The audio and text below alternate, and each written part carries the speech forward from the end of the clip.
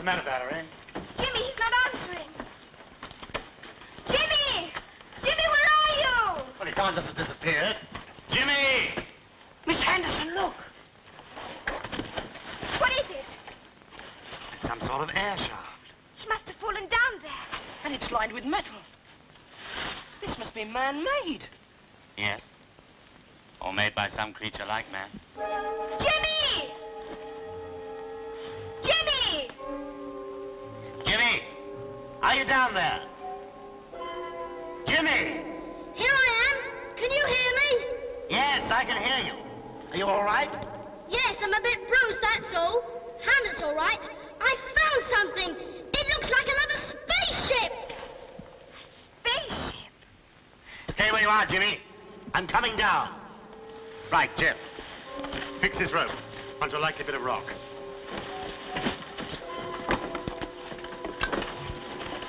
All right? Is it holding? It should hold you. Right. Going on down. What about us? Looks pretty safe. I think we all ought to stick together, Mr. Henderson. Well, all right. Follow me down. But be careful. What does Jimmy mean? Spaceship out there. I don't know, Val. Looks like some kind of air shaft. But it can't be. Unless it was to let air out. You mean people might live down there? People or things.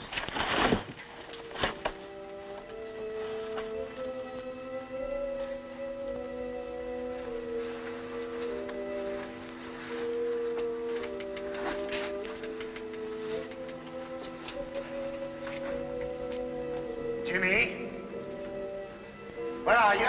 Over here, Mr. Henderson. Look!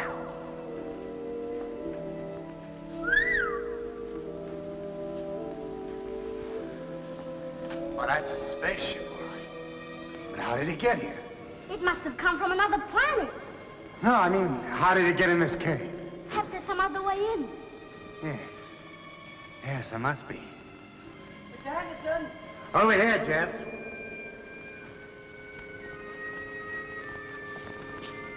Gosh, look at that. It's like the one I saw through the periscope. Except this one looks new. No, I don't think it is, Val. Look at all the dust underneath. It's been in here a long time. But it's metal. Wouldn't it have rusted? Why should it? There's no air. There's no water to corrode it. This cave is huge. Wonder how far it goes. Well, that's one thing we've got to find out. Jeff, I want you to haul yourself up that rope again. We're going to need more light All right, in here. Mr. Henderson. There are portable lamps in the rocket. And try to get a message to your father. Tell him what we've discovered and where we are. Mr. Henderson, there's something over here at the foot of the shaft. It looks like a sort of lever. Well, take care, don't touch it. The shaft's closed up. I only just touched it. I told you not. Must be some kind of airlock. Let me try it. Watch out, Mr. Henderson!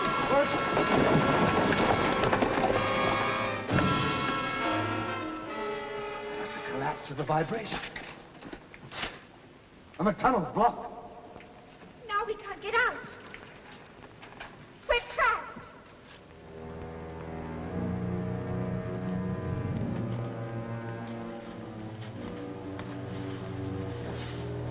I recognize this rock formation. We were here an hour ago. We were going round in circles. It was no good going on in that direction. Well, what are we going to do now? We can't any of us go on in this heat. We'll just have to go back the way we came till we can pick up our rocket again and get a new fix. All right, let's start retracing our steps. I'm afraid we can't go back. According to my calculations, we're further from our own base than we are from Henderson and the children. You mean, Wedgwood, that we haven't enough oxygen to take us back to MR1? Yes. We're beyond the point of no return.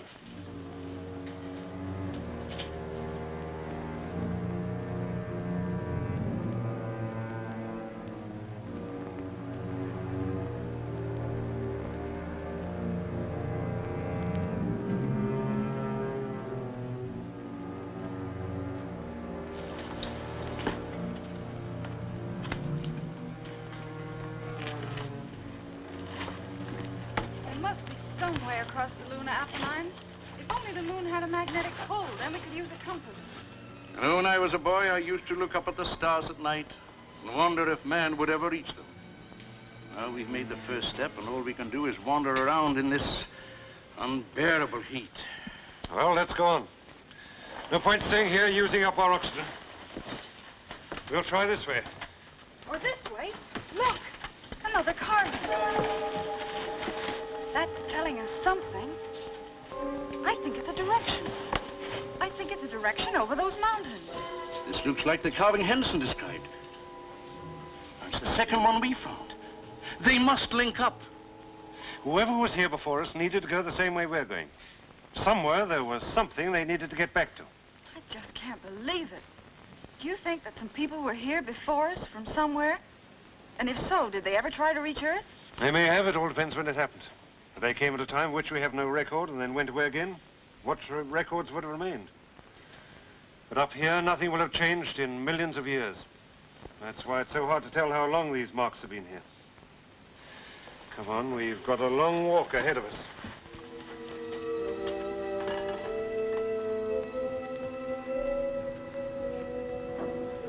Well, these are the main doors, all right.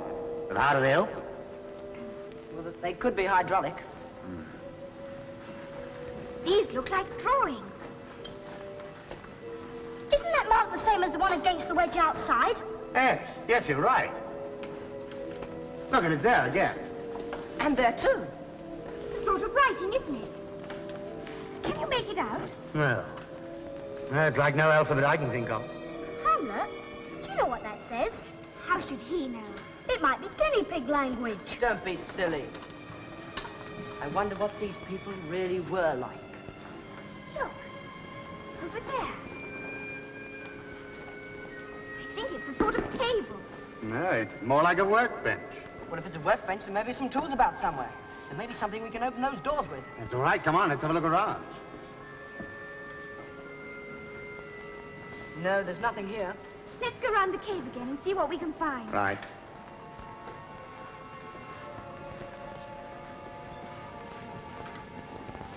Perhaps there's something inside the spaceship we could use. Well, we can try it, Jimmy. But we're going to have to find something pretty fast. We've only enough oxygen left for 20 minutes. 20 minutes? And no one knows where we are.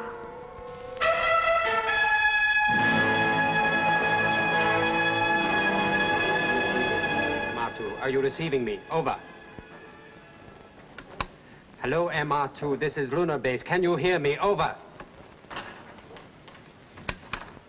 Hello, Buchan Island. This is Ian Murray, MR1. I'm getting no reply from MR2.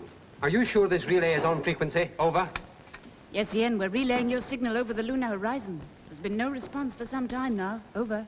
Well, Jean, it looks as if the children are cut off from everybody now. Over. Have you any news of Professor Wedgwood's party? Over. No, Jean, they're well out of my radio range. Over. Surely they should have reached MR2 by now. Over. They should reach it soon, Jean. They can only carry enough oxygen for 4 hours. Over.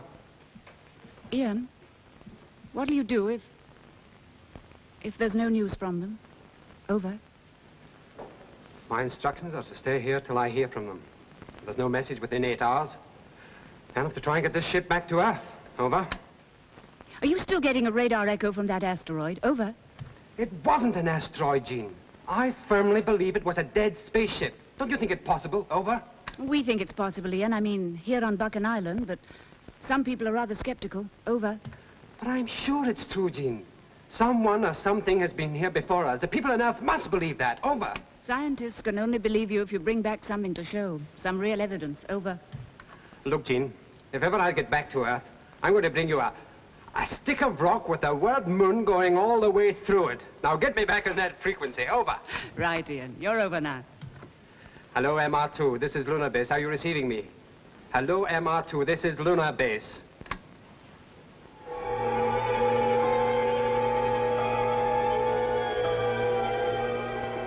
This is MR1. Are you receiving me, MR2? Over.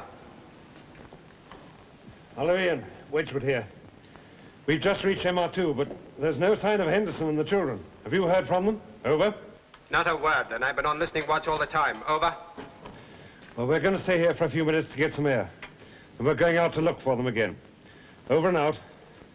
Well, whoever put those signs on the rocks, we've got to thank them for it.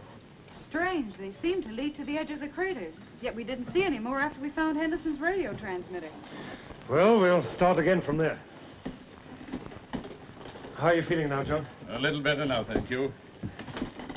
You know, Wedgwood, I think you should have chosen a younger man for this sort of business. The expedition needed your experience, John. Well, I haven't had much chance to use it yet. Never mind, but you will. Soon you'll be able to start examining the mineral deposits. But first, we've got to find Henderson and the children. They didn't take any spare oxygen with them, so we haven't got much time.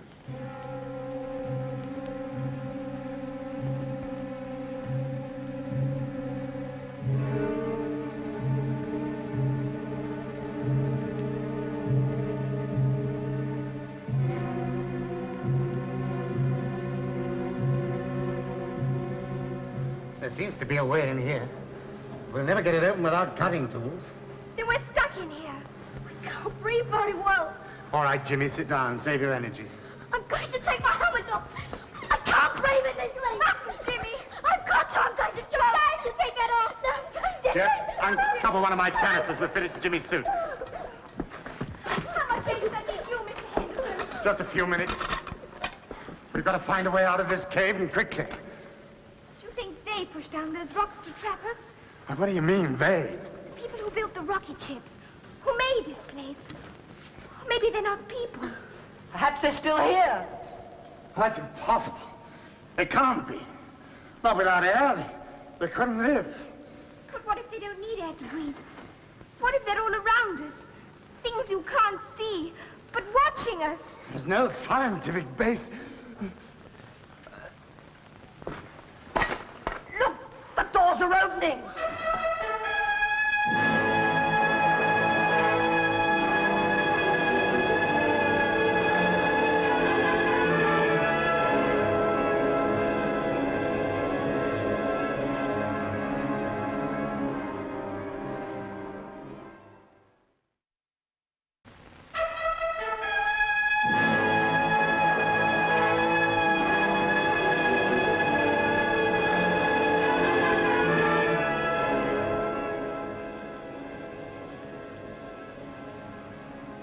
Check.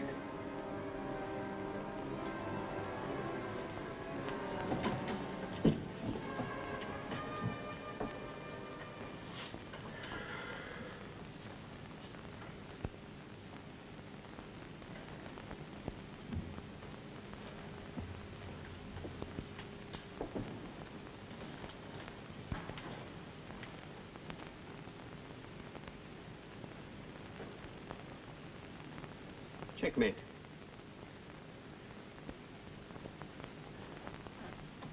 Hello, Buchan Island. This is Moon Rocket 1. Is there any further news yet? Over. Not yet, Ian. There's been nothing since Professor Wedgwood left MR2. Over. But you must hear from them soon. They can only carry enough oxygen for 4 hours. Over. Well, we'll let you know the moment they come through. Over. Oh, don't worry. I won't run away. Over and out. Can't understand why we haven't heard. You know, old Wedgwood may have misjudged the significance of those symbols. I can't see Professor Wedgwood misjudging anything, Mr. Kennedy. I'm more worried at not hearing from Henderson. He should have been back in MR2 ages ago. Now, take it easy, Henderson. I'm just going to step up the pressure a little bit more.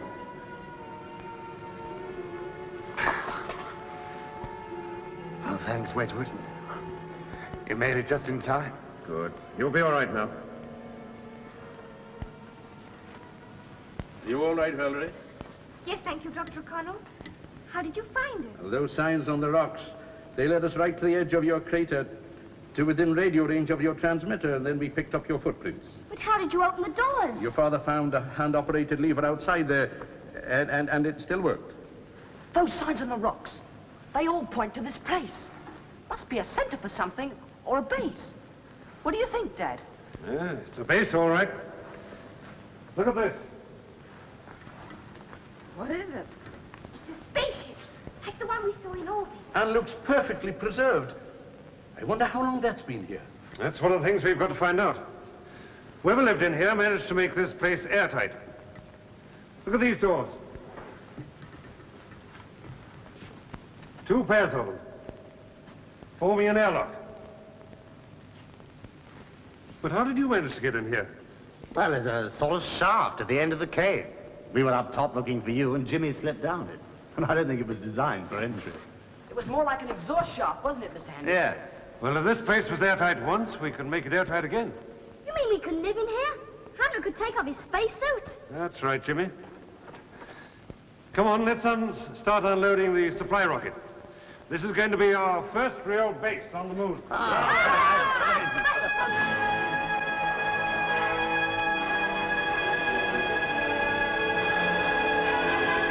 Rocket 1, this is Buchan Island. Professor Wedgwood's just come through. They've found Henderson and the children and are setting up a base. Over.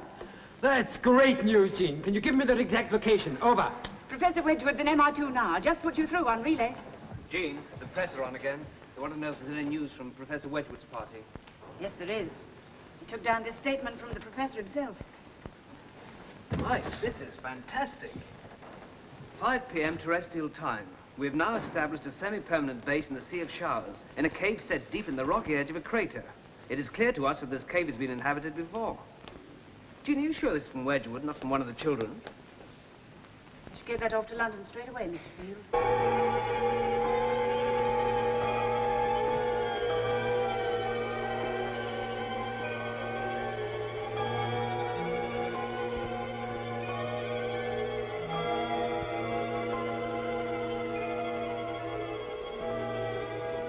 Air pressure's constant now. Oh, it's wonderful to be able to breathe in here without these things. Even more wonderful that those doors on the airlock are still perfect condition. Well, Mary, we'll start by photographing and tabulating everything in this cave. And we'll try to find out what it all means. Come on, Hamlet. You don't need your spacesuit now. Dad's filled the cave with air. And some tin milk here, which I brought from the rockets. Dr. O'Connell, come over here. Yes. We found some more carvings. This is the same, isn't it? The same writing. If it is writing. Oh, yes, it's writing all right. And it looks to me as if those are 2 fresh symbols, making 13 in all so far. Well, that's very primitive, isn't it? I mean, we've got 26 letters. Well, first of all, Jeff, we don't know that they are letters. And secondly, it doesn't follow that the small number of symbols indicates a primitive mind. It could be more advanced, much more. Now, we do know that the people who carved those symbols were very clever at making things. Look at that spaceship. Don't have a look at this, John. There's some more markings on the spaceship. See there? Over there? This is most interesting. And always the same symbols, never less than 3 in a group. And in all, 13 marks so far. Wedgwood, Hmm? what do you make of this spaceship? I mean, how do you think it worked? Well, it certainly wasn't powered by chemical fuels. No fuel nozzle. But around the back of the ship, there's a highly insulated grill. An insulated grill? Well, that could mean they emitted electrical particles. Exactly. A tremendous velocity. The ion drive. What scientists have always dreamed of using, yet never been able to achieve. Did you say iron, Daddy? No, ION. What we call the ionization of electrical particles to make them travel in one direction. What drove them? What was the power unit? Atomic power. It couldn't have been anything else. If that ship was atomic powered, it could have traveled from anywhere in the universe. So Dr. O'Connell was right. Scientifically, they are more advanced than we are. We know just how more advanced if only we could get inside. But the thing seems completely sealed. Well, what about cutting tools, Professor? I mean, we could open up a hole in the side. Oh, it'd be a terrible shame. It's so beautifully made. But they must have been able to open that hatch. Dad, look! What is it, Jimmy?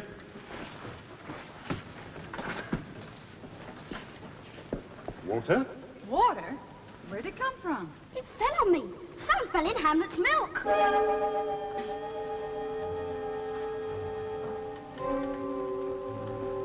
It's amazing. Water on the moon. But why not? It's quite possible there's a layer of ice under the surface of the moon. Isn't that so, Mary? I've always held to that theory, yes. And the warm air we've introduced in here could have melted it. We must take a sample of this. But isn't the water the same? No. This little drop of water can tell us a tremendous amount about the mineral deposits on the moon. Let's put it under the microscope. Stay here, Hamlet. I'm going going to see if this water's all right for you to drink.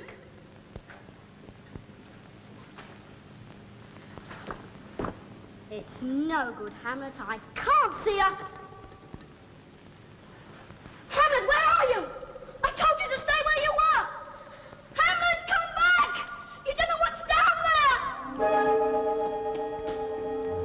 there. You take a look, Wedgwood.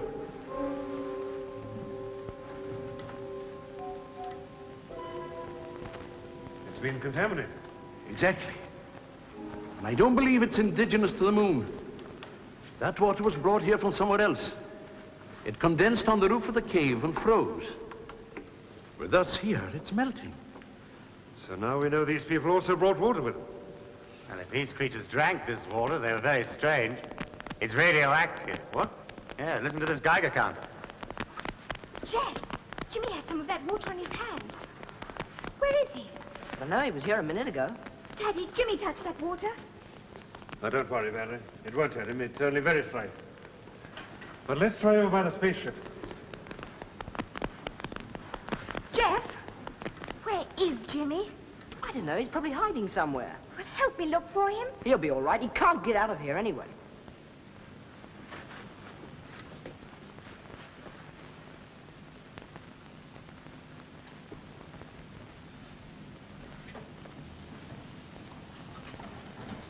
Jimmy? Jimmy, are you in there?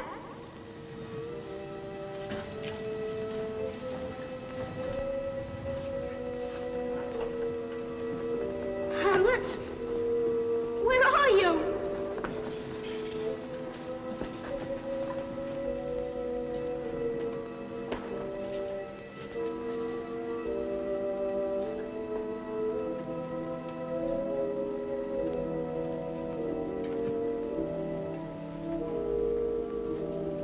Jimmy? Jimmy, where are you?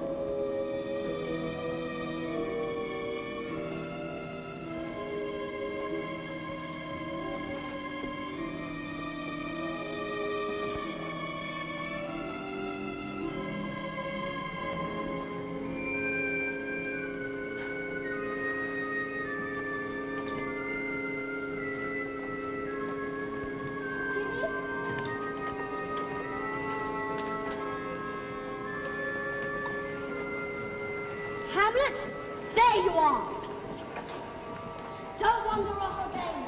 Come on, you'll catch cold down here.